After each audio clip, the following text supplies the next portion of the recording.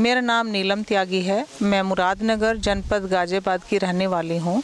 जैसा कि आपने पूछा कि मैंने शुरुआत कहाँ से की, मेरा 94 में मेरी शादी हुई और लगभग 20 वर्षों से मैं खेती करती आ रही हूँ। खेती में 94 में जब शादी हुई तो मैंने ये पाया कि यहाँ की महिलाएं वो एकदम मध्यम परिवार है। जहाँ मेरी शादी हुई, मध्यम परिवार होने के नाते वहाँ की आर्थिक स्थिति उतनी अच्छी नहीं थी जितनी होनी चाहिए, और मेरी क्वालिफ़िकेशन भी ज़्यादा नहीं थी। उस समय मैंने इंटर ही किया था। मैंने वहाँ एक पास के कॉलेज में पढ़ाना शुरू किया। आए दिन महिलाओं की जो तंगी थी वो देखती थी कि वो कभी 1000 रुपये मुझसे मांगती उधार, कभी 2000 रुपये मांगती। मेरे पास कभी होते थे तो मैं देती थी, कभी नहीं होते तो मैं नहीं दे पाती थी। पता चला कि मैंने पैसे नहीं दिए, और वहाँ क्योंकि आने जाने का कोई साधन नहीं था गांव से शहर तक, पैसे ना होने की वजह से पता चलता था कि डिलीवरी होने वाली थी और वो नुकसान हो गया, वो दिक्कत आ गई उसमें। किसी का पशु बीमार है, पैसे ना होने की वजह से उसकी डेथ हो गई, डॉक्टर को ना दिखा पाए। मुझे ऐसा लगता था कि क्या ऐसा किया जाए कि इन सभी महिलाओं की परेशानी को सुलझा पाऊँ, इनका समाधान निकाल पाऊँ। नाबार्ड से एजीएम साहब आए, जो श्री राघव सर थे और बैंकों के अधिकारी थे। उन्होंने मुझे स्वयं सहायता समूह के बारे में बताया। ये 99 की बात है। तो उन्होंने कहा कि आप स्वयं सहायता समूह बनाइए। इससे क्या होगा कि महिलाएं अपनी कुछ बचत करके आपस का, अपना और आसपास का महिलाओं की ज़रूरतों को पूरा कर सकती हैं। ये स्कीम मुझे एकदम समझ में आ गई और मैंने इस पे काम करना शुरू किया। मुझे तो हर क्षेत्र में काफ़ी चुनौतियों का सामना करना पड़ा। जब खेती में मुझे पता चला कि गन्ना अगर हम बोते हैं तो गन्ने से अकेली फसल में नुकसान होता है, और जो हमारी खेती है, खेती से जितनी फसल हम ऊपर लेते हैं, खेती की मिट्टी में अंदर भी इतनी फसल उगाई जा सकती है। मैंने अपने ससुर से बात की और उनसे कहा कि आप गन्ने के साथ हल्दी लगाइए, मैं इसको करना चाहती हूँ। तो उन्होंने मुझे तमाम तरह की बातें सुनाई कि तुम अब नए आ गए हो, तुम हमें सिखाओगे खेती कैसे की जाती है, हम पहले से खेती करते चले आ रहे हैं, तुम क्या जानती हो खेती के बारे में। उसमें मुझे काफ़ी परेशानी झेलनी पड़ी। फिर भी मैंने उनको उस खेती को मैंने शुरू किया। इंटर कॉलेज में टीचिंग करते करते मैंने वहाँ के प्रिंसिपल साहब से बात की कि सर मुझे इस तरह से स्कीम आई है और मैं उसमें काम करना चाहती हूँ। तो उन्होंने कहा कि जब आप स्कूल में पढ़ाने आते हैं, उस बीच में जो टाइम बचेगा सैलरी मैं दूंगा आपको, आप अपने गांव में काम करिएगा। सर मैंने शुरू में वहाँ पे 10 स्वयं सहायता समूह बनाए, जो आज भी वहाँ पे 35 स्वयं सहायता समूह उस गाँव में चलाए गए हैं। स्वयं सहायता समूह से महिलाओं को आत्मनिर्भर बनाया, उनका मानसिक स्थिति में सुधार हुआ, उनकी सामाजिक स्थिति में सुधार हुआ। और अगर मैं अपनी बात करूं तो मैंने तो ये पाया कि स्वयं सहायता समूह बनाने के बाद में जैसे ब्लॉक स्तरीय ट्रेनिंग हुई, फिर डिस्ट्रिक्ट स्तरीय ट्रेनिंग हुई, वहाँ मैंने सीखा, वहाँ से मुझे ज्ञान मिला कि अगर हम हल्दी जो बो रहे हैं ना, इसको वैल्यू एडिशन करते हैं, वैल्यू एडिशन करने के बाद में इसका हमें अधिक और आय हमें मिलेगी। जैसे हमने 5 बीघा यानी कि 1 एकड़ ज़मीन को मैंने शुरू किया। 1 एकड़ में गन्ने के अलावा 10 क्विंटल प्रति बीघा यानी कि 50 क्विंटल 1 एकड़ में मैंने हल्दी एक्स्ट्रा ली। उसका हमने अगर कच्ची हल्दी बिक्री की तो उसका 10 रुपये किलो, 50,000 की उसमें हमने आमदनी ली एक्स्ट्रा।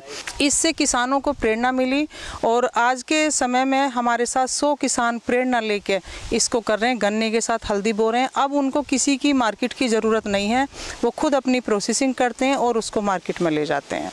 खेती में लाभ दिलाने के लिए हापुड़ जनपद में हमने 1500 बहनों का एक फेडरेशन रजिस्टर्ड कराया, महिला किसान विकास संस्थान के नाम से। उसकी मैं संरक्षक हूँ। वहाँ पे जो महिलाएं सब्जी पैदा करती थीं, कोई 2 बीघे की ज़मींदार है, कोई 4 बीघे की ज़मींदार है, और उनसे मंडी दूर होती थी। उन्होंने गोभी लगाया, टमाटर लगाया, और जब वो मंडी में उसको लेके जाती थी, हमने ये देखा कि मंडी में उसको तोला नहीं जाता था और गड्डी के हिसाब से, पॉलीथीन के हिसाब से उसको रख लिया जाता था। अगर वो महिलाएं उसको डायरेक्ट बेचें तो ज़्यादा रेट मिल सकता है। तो हमने फिर भारतीय वॉलमार्ट के साथ टाई अप करके 10 टन सब्जी रोज़ाना भारतीय वॉलमार्ट को सप्लाई की, जिसमें हमने 100 स्वयं सहायता समूह बनाए, 1500 महिलाओं को जोड़ा, डायरेक्ट उनकी सेल कराई। स्वयं सहायता समूह बनाने से उनका जो खुद की बचत हुई, खुद की बचत करने के बाद में बैंक भी समूह को कम से कम 6 महीने बाद उनको उनकी ज़रूरत के हिसाब से कि वो क्या काम करना चाहती हैं, उनको प्रोजेक्ट को देख के लगभग 4 गुना तक बैंक उनको मदद करने को तैयार रहता है, जिसमें हमने उनको मदद कराई है। 50-50 हज़ार रुपये पहली साल में लिमिट बनाई जाती है बैंकों के द्वारा जब वो उसको ठीक प्रकार से लेन देन करके वापस कर देते हैं, तब उनको और भी पैसा अलग से प्रोजेक्ट के रूप में दिलवाया जा सकता है, जो हमने दिलवाया है। आटे के साथ में मैं खुद का भी दलिया भी बनाती हूँ। दलिया भी हमारा मार्केट में जाता है, जिससे हमारा अच्छा प्रॉफिट होता है। सामाजिक कार्यों के लिए मौजूदा समय में आप क्या कर रही हैं? सामाजिक गतिविधि हमारी किसान ट्रेनिंग है, जिनको हम ट्रेनिंग देते हैं, उनको सिखाते हैं कि नई नई टेक्नोलॉजी क्या है। ये काम मैंने तब शुरू किया, पहले मैं महिला किसान के नाते किसानों को समझाया, फिर मैंने अपनी एक संस्था बनाई। संस्था बनाने के बाद में मैंने एग्रीकल्चर डिपार्टमेंट के साथ, नाबार्ड के साथ और बैंकों के साथ और कई अन्य कंपनियों के साथ टाई अप करके काम करना शुरू किया। वहाँ पे हम किसानों को ट्रेनिंग दिलवाते हैं, किसानों को एक्सपोजर विजिट कराते हैं, किसानों को डेमोन्स्ट्रेशन कराते हैं और उनकी पाठशालाएं फार्म स्कूल में चलाती हूँ, जिससे किसानों को प्रैक्टिकली नॉलेज होती है और वो सीख के आगे बढ़ गए हैं। अब वो खुद से चल रहे हैं। आज से 5 वर्षों बाद जो मेरा अगला जो कदम है, बिल्कुल हम अगर कोई बात करते हैं ना, अगर हमारा कोई उद्देश्य नहीं है, हमारा ज़िंदगी का कोई लक्ष्य नहीं है, तो हम कुछ भी नहीं कर पाते हैं। आज से 5 वर्षों बाद मैंने देखा जो हमारे क्षेत्र का किसान है वो गन्ने से हटना नहीं चाहता है, क्योंकि गन्ना उनकी जो देखते हैं मकान अगर पक्के बने हैं तो उनके गन्ने से बने हैं। गन्ने से नहीं हटना चाहते तो ठीक है, वो गन्ना ही बोएं, लेकिन गन्ने के साथ में दूसरी फसलों को इस्तेमाल करें। और साथ ही मैं ये सोच रही हूँ, जैसे अभी हम कोल्ड ड्रिंक पीते हैं और कोल्ड ड्रिंक हमारे लिए जहर है, तो हम ये सोच रहे गन्ने का भी इस तरह का प्रोडक्ट बनाया जाए, उनको कोल्ड ड्रिंक की तरह गन्ने को पैक किया जाए और उसको मार्केट में उतारा जाए। या हल्दी वाला दूध, जब हम केसर वाले दूध की बात करते हैं, सब लोग बड़े शौक से पीते हैं, तो हम हल्दी वाला दूध उतारेंगे फील्ड में, गन्ने का प्रोडक्ट उतारेंगे कोल्ड ड्रिंक की तरह, जिसे लोग शौक से पिएंगे और उनके हेल्थ के लिए फ़ायदेमंद होगा और उससे हमारी आमदनी बढ़ेगी। देश के किसानों को जो मेरा संदेश है, वो संदेश ये है कि वो अपनी खेती से पलायन ना करें। उनको ये नहीं लगना चाहिए कि हम खेती छोड़ दें, खेती हमारे लिए घाटे का सौदा है। वो रोज़ सोचते हैं कि हमारी किस दिन ज़मीन बिक जाए और हमारा किस दिन इससे पीछा छूट जाए।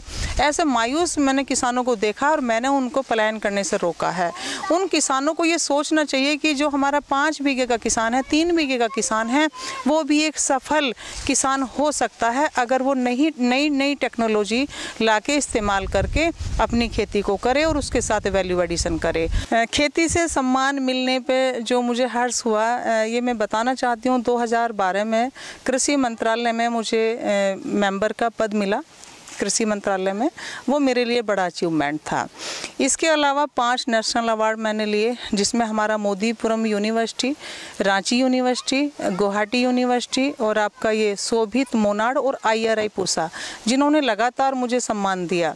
इसके अलावा जो भी डिस्ट्रिक्ट लेवल की हमारी कमेटी होती हैं, उन सब में मुझे मेंबर बनाया गया, जो मेरे लिए बहुत ही हर्ष का विषय है। मैंने कभी नहीं सोचा था कि मतलब इतनी ऊंचाइयों तक मुझे मैं पहुंच जाऊंगी। वो मैं तो बस मेहनत करती गई और मैंने नहीं देखा कि इसका फल क्या होगा।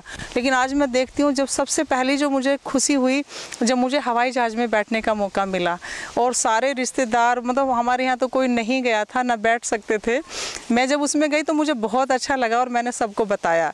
इसके अलावा जो कृषि मंत्रालय में जो भी एक अच्छे से सम्मान मिलता है, वो मैं समझती हूँ एक महिला किसान होने के नाते, एक सफल उद्यमी होने के नाते, और नई नई जो टेक्नोलॉजी आती है या वैल्यू एडिशन को लेके मुझे बहुत सम्मान मिला है। इसके लिए मैं सभी को धन्यवाद देती हूँ। मैं KR Tyagi, son of Shri Harsharoop Singh Tyagi, ग्राम मोहम्मदपुर कदीम, ब्लॉक मुरादनगर, गाजियाबाद, UP का रहने वाला हूँ। मैंने 93 में केला लगाने की सोची और पपीता लगाने की सोची, लेकिन उस टाइम पर केला और पपाया के लिए कोई भी वैज्ञानिक यहाँ तैयार नहीं था। फिर भी कुछ हट समझिए या ईश्वर की प्रेरणा, मैंने यहाँ पे केला लगाया और मैं हरिहरपुर हाजीपुर से केला की पौध लाया। उस टाइम में UP में केला का कहीं कुछ लेना देना नहीं था, लेकिन यहाँ केला की बहुत अच्छी मार्केटिंग हुई। किसान भाइयों को मैं एक बात बताना चाहूँगा कि आप क्या उगाना चाह रहे हैं, इसके लिए आप अपनी निकटवर्ती मंडियों का एक बार ज़रूर देखें कि उसमें डिमांड क्या है और जो उसकी डिमांड है वो कहाँ से पूरी हो रही है। अगर वो बहुत दूर से पूरी हो रही है तो क्या उसे हम अपने स्तर से पूरी कर सकते हैं? यदि हम अपने स्तर से पूरी कर सकते हैं तो फल साग सब्जी में सबसे बड़ा बेनिफिट ये होगा कि हम ज़्यादा फ्रेश भेज देंगे मंडी में और हमें रेट अच्छा मिलेगा। इसी का फ़ायदा मुझको मिला। मेरी केला मंडी में जाते ही बिक जाती थी, बहुत अच्छे रेट से बिकती शक्ति थी और ईश्वर की कृपा ये भी रही कि मैं लगभग केला वाले के नाम से ही जाने लगा। आज क्या है कि बहुत ज़्यादा खर्चे बढ़ गए हैं और सबसे बड़ा खर्चा तो ये है कि हमारी खेती को खतरा बढ़ गया है। अब जब ये रिपोर्ट आ रही है कि कार्बनिक तत्व धीरे धीरे कम होता जा रहा है, लगभग शून्य, अगर हम ये कहेंगे कि हमारी खेती में कार्बनिक तत्व शून्य है, इसका मतलब ये है कि हम अपने प्रोडक्शन पर स्टॉप तो लगा ही दिया, लेकिन अब हम जो है वो नीचे की तरफ जा रहे हैं और आगे आगे प्रोडक्शन घटता चला जाएगा और ज़मीन की जैविक शक्ति कम हो जाएगी। जैविक शक्ति कम हो जाएगी तो जिसको हम माता कहते हैं वो रुग्ण हो जाएगी और जिसकी माता ही रुग्ण होगी उसकी संतान का रुग्ण होने में कोई संदेह नहीं है।